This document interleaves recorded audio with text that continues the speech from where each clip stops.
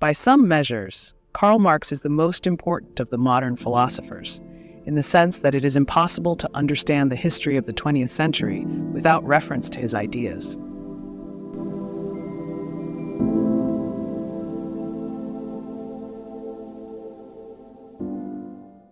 The revolutions in Russia and China were both, at least ostensibly, Marxist in character. The Second World War turned out in favor of the Allies, partly because Hitler, blinded by his hatred of communism, ordered an invasion of the Soviet Union. And the Cold War pitched Western-style capitalism against societies which identified themselves as socialist or communist. Marx's influence, of course, is not a matter of pure happenstance. He wrote with the intention of changing the world. Thus, his Communist Manifesto, written with his friend Friedrich Engels, ends with a call to arms. The communists disdain to conceal their views and aims. They openly declare that their ends can be attained only by the forcible overthrow of all existing social conditions. Let the ruling classes tremble at a communist revolution. The proletarians have nothing to lose but their chains. They have a world to win. Workers of all countries unite. There was little in Marx's early life to suggest that he would become modernity's exemplary political radical. He was born on the 5th of May, 1818, in the city of Trier, on the banks of the Mosel. His father, Heinrich Marx, was an interesting fellow. A successful lawyer, he converted from Judaism to Christianity shortly before Karl was born, largely to protect his business from Prussian anti-Semitism.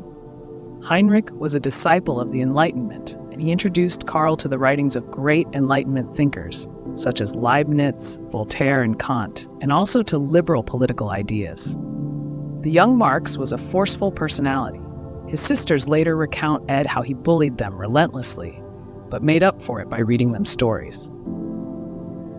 He shone at school in literary subjects, though he wasn't so good at mathematics and history, and it was the intention that he should follow in his father's footsteps and become a lawyer. And so, in 1835, he went off to the University of Bonn to study law. But a year later, he moved to the University of Berlin, switched from law to philosophy, and hooked up with a group of radical thinkers, members of the young Hegelian Doctor Club. It was at this point that Marx's radicalism came to the fore. He identified himself as left-wing, committed himself to democratic politics, and espoused atheism. Unfortunately for Marx, his newly found radicalism put paid to any hopes of finding an academic job. In 1842, having successfully completed his doctorate, he began the first of a number of jobs editing radical journals. The next few years were probably the most important in the development of his thought. Crucially, in 1844, he began a lifelong friendship with Friedrich Engels, 1820 to 95, the son of a textile manufacturer. It was Engels who introduced Marx to the emergent working class movement and also to the study of political economy. This point marks the emergence of a recognizably Marxist social and political philosophy. It is sensible to strike a cautionary note here. Marx was not straightforwardly a philosopher. It would perhaps be more accurate to describe him as a social or political theorist. His inclusion in a book of this sort is warranted, first, because his work is steeped in philosophy, and second, because he has influenced many philosophers, particularly those working in continental Europe. However, the fact that his work covers a broad range of subject areas, philosophy, economics, political theory, and history, amongst others, makes it hard to summarize. Or rather, it means that any summary will be necessarily selective. But having said that, it is certainly possible to identify some of the key themes in Marx's thought.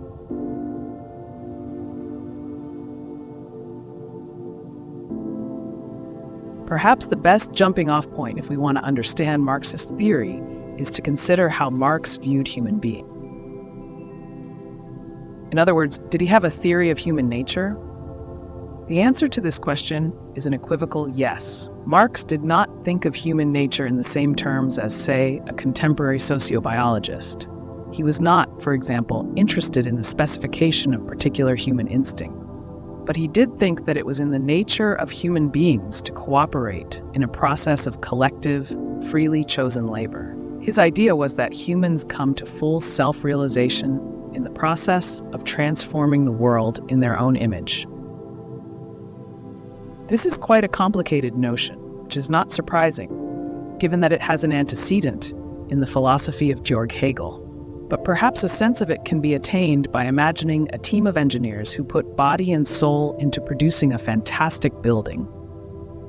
When they subsequently gaze at the building, it isn't too fanciful to think that they see something of their own humanity, of their productive sociality in their creation.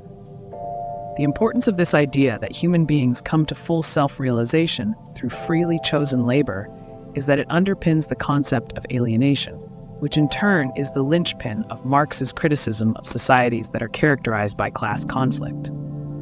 Put simply, people are alienated when they are separated from the products of their labor and from the labor process itself.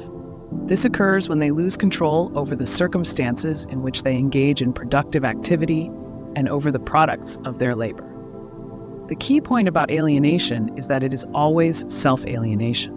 For Marx, to be alienated is to be separated from one's essential humanity. It is to be unable to live a fully human life. Alienation, in varying degrees, is a facet of all class societies.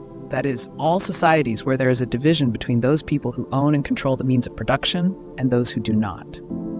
However, it is in capitalist societies that alienation reaches its...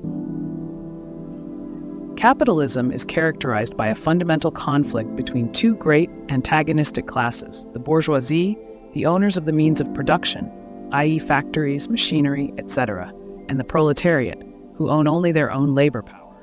The proletariat are alienated because they are forced to sell their labor under circumstances not of their own choosing. They have little or no control over the labor process, and their productive energies are expended for the benefit of the class which exploits them. Marx describes the proletarian's experience of alienation thus: he does not fulfill himself in his work, but denies himself, has a feeling of misery rather than well-being, does not develop freely his mental and physical energies, but is physically exhausted and mentally debased. The worker, therefore, feels himself at home only during his leisure time, whereas at work he feels homeless. His work is not voluntary, but imposed for. It is not the satisfaction of a need, but only a means for satisfying other needs. However, all is not lost for the proletariat, for it was Marx's view that they are the bearers of the emancipatory potential of humankind.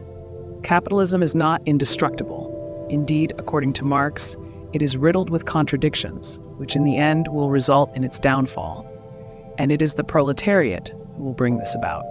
Specifically, as a class for itself, a class aware of its own reality and situation, it is the destiny of the proletariat to abolish all class distinctions, instituting a new form of society communism, based on collective ownership.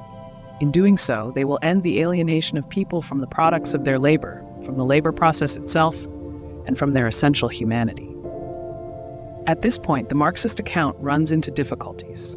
Capitalism is still going strong, and the proletariat, if they exist, do not seem to be aware that they are supposed to be a revolutionary force. Was Marx just incorrect about all this? It is possible to be charitable here. Marx was aware that capitalism had resources at its disposal to allow it to counter the effects of its internal contradictions. For example, you'll find that Marxists make a big play about something they call false class consciousness. The idea here is that the working class are not aware of their historic destiny as a revolutionary force because they have been exposed to capitalist ideology. The bourgeoisie, as a result of their domination of the economic sphere, also control things like the educational system and the mass media. Therefore, they are able to get their ideas out into society at large, with the result that the proletariat remain blind to their true situation. In Marxist parlance, the proletariat never make the transition from a class in itself to a class for itself. It is, of course, also possible to argue that capitalism has not crumbled yet, but that it will. That Marx might have been wrong about timescales, but that he got the fundamentals right. This kind of argument is often coupled with an analysis of the way in which capitalist economies have managed to exploit new markets, for example, in the developing world. However, there is something philosophically suspect about about this. The claim that something has not happened yet, but that it is sure to happen at some point in the future, is unfalsifiable, and there is more than a whiff of blind faith about it. Moreover, it isn't clear that Marxism is rescued, even if one grants that capitalism might one day come to an end. The problem is that the Marxist idea that capitalism will be replaced by a society free of systematic inequality and conflict just isn't very plausible. Perhaps wisely, Marx didn't have a lot to say about the precise form that communism would take. He suggested that people in communist society, rational, self-aware, and other-directed, would no longer be estranged from each other. His friend Engels envisaged a day when state power and the government of people would not be necessary. The question is whether, from the perspective of the 21st century, this is a plausible vision of the future. Probably it isn't, but having said that, it is perhaps slightly unfair to hold Marx up to the standards of 21st century knowledge when accusing him of flawed understanding. Not least, he had not experienced the horrors of the 20th century when putting his theories together. It is not implausible to think that with the kind of hindsight that the last century leaves us with, Marx might have been less optimistic about human potential and the possibilities for a world without fundamental conflict.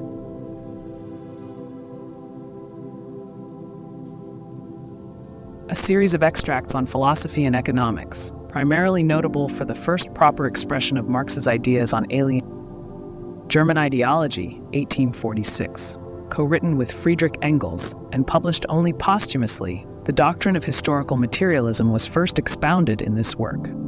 The Communist Manifesto, 1848, classic and polemical statement of Marx's revolutionary philosophy of history, it became the manifesto of many a communist party. It pursues the political implications of the fact that the history of all hitherto existing societies is the history of class struggle. A contribution to the Critique of Political Economy, 1859, noted for its preface, which is a succinct expression of the materialist philosophy of history. Capital, 3 volumes, 1867, 1884, 1893. Marx's definitive and most famous work, still uncompleted at his death. Primarily a work of political economy, it constitutes an exhaustive account of the workings and failings of capitalist society.